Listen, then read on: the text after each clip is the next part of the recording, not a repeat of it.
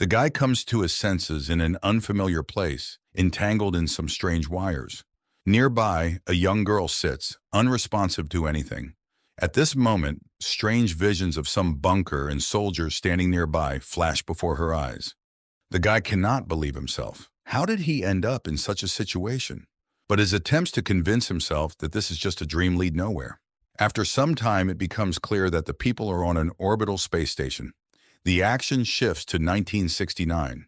In a secret government laboratory under the jurisdiction of the U.S. Department of Defense, one of the scientists reports to the general that they lost the transmission with Sarah. However, a second transmission came from the same location, but they have not yet been able to identify who made contact. The general rushes to the science department when he is informed that Agent Brighton has disappeared. Meanwhile, in orbit, the restless guy realizes that there are several other people besides them. One of them calls the girl Sarah, as he seems to know her. He introduces himself as John, and the guy introduces himself as Zach.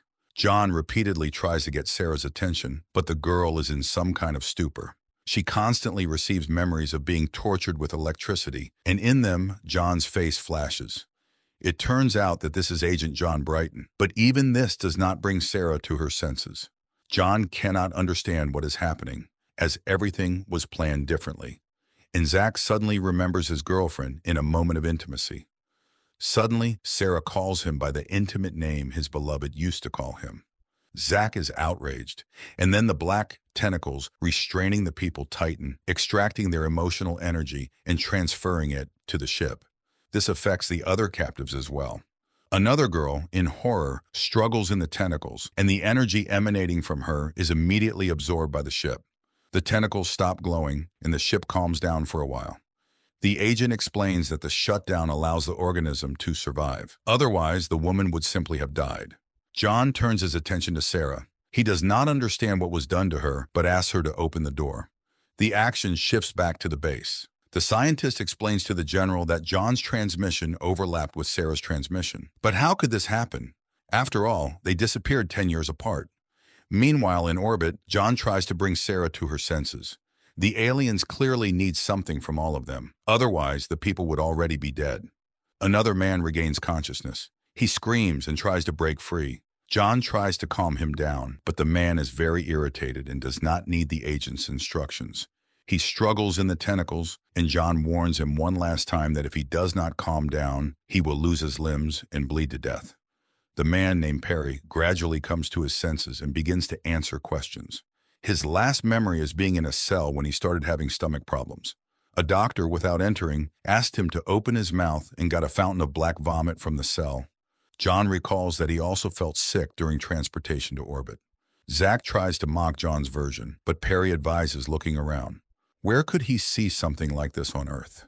He knows machines, but he has never encountered anything like this.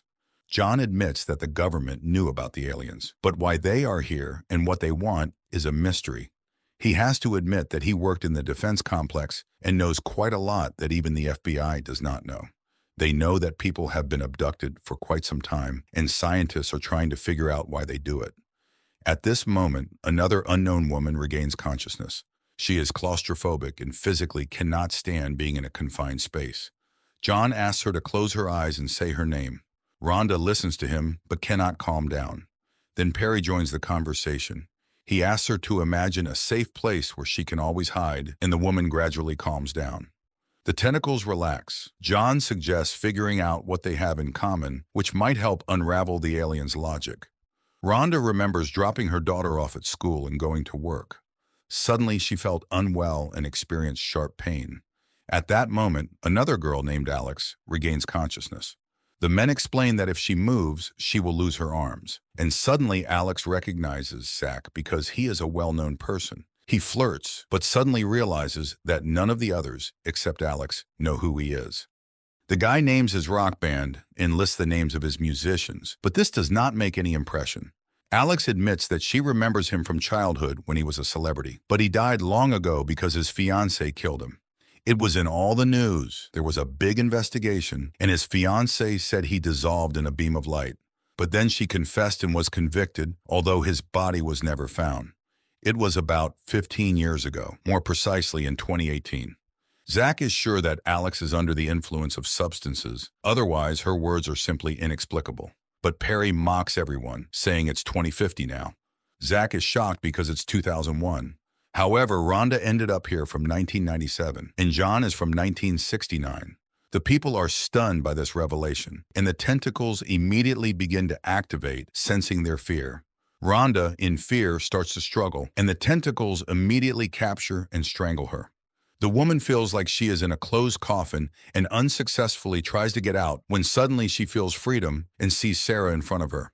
And then she finds herself in a house, looking out the window and seeing snow and a child with a sled. Sarah reminds her that this is her safe place. Meanwhile, the others see her being engulfed by the alien substance.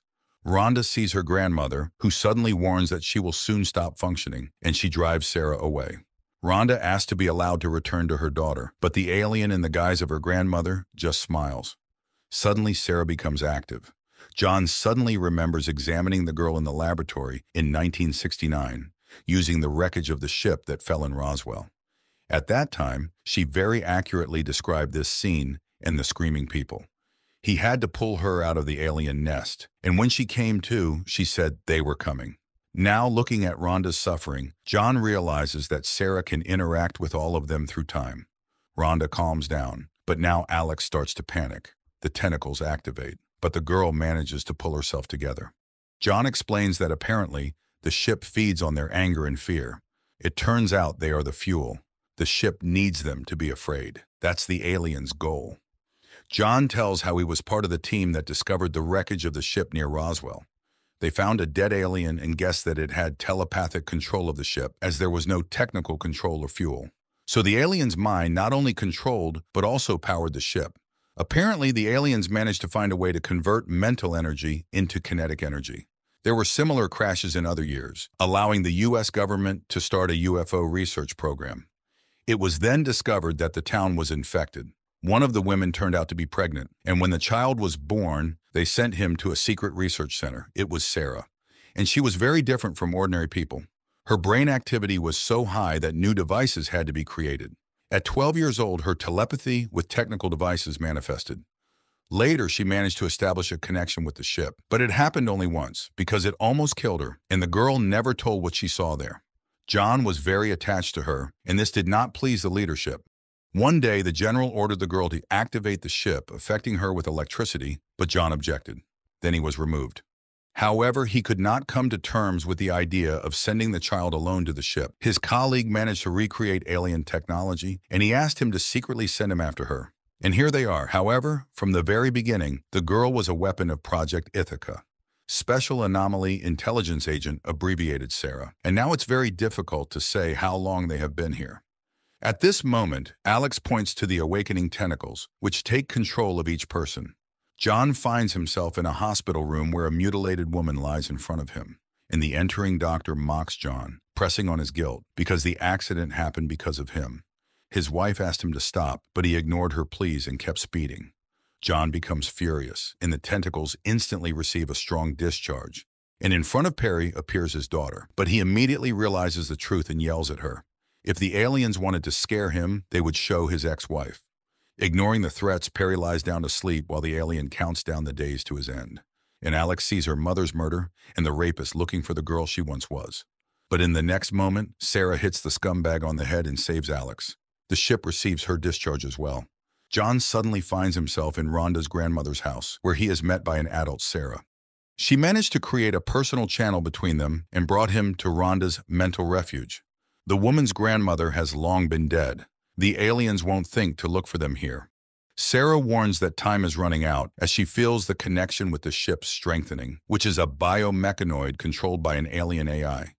The aliens protect the digital life hidden in the Matrix, and they feed on human emotions, and when enough energy is accumulated, they will open portals. The aliens themselves can exist in different time periods, and now they are looking for Sarah. But suddenly the girl disappears, and Rhonda's grandmother speaks to John on behalf of the aliens. They just want to go home because they are old and tired, and they start the countdown to his life. They have seen hundreds of creatures, and humans are not particularly outstanding, so they will have to be used up. But John is different. They have been watching him for a long time. This is his chance, because sometimes for the greater good, one can betray their race. Since he destroyed his wife and daughter, he has been striving for forgiveness. That's why he saved Sarah. John sees from the side how the teleporter prepares his dispatch and realizes that it did something wrong. At this time, Alex comes to and sees Sarah. She thanks her for the opportunity to avenge the murderer and rapist, even in such a way, and Sarah promises that the girl will not die here. Meanwhile, the others also regain consciousness. John tells Sarah that his teleporter was not set up and everything happened accidentally, so the aliens know everything, and they sent him here too. And then 10 years ago, when during the experiment she ended up on the ship, she saw Rhonda's death. Zach starts asking questions, and the ship immediately reacts. Sarah returns to Rhonda's mental refuge, and while the other captives suffer from discharges, the grandmother confirms that there are thousands of suffering people on the ship. But why does she sympathize with them? After all, no one pitied her except John. Her mother accidentally got infected with their spores, and now the girl has to overcome fate. But the main thing is that she has the power and can save people. Sarah finds herself on the ship again, where Perry, speaking for the aliens, promises everyone death. The human race will become extinct, but John says that humans are not like everyone else. Temporal shifts begin, with the past mingling with the future. Sarah hears John's calls to open the door, and there are also cries for help. And then she realizes that she can help humanity by sacrificing herself.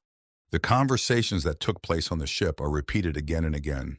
Everyone present on the ship seems to be floating in time, but suddenly everything stops, and Sarah announces that it will all end now because they are coming.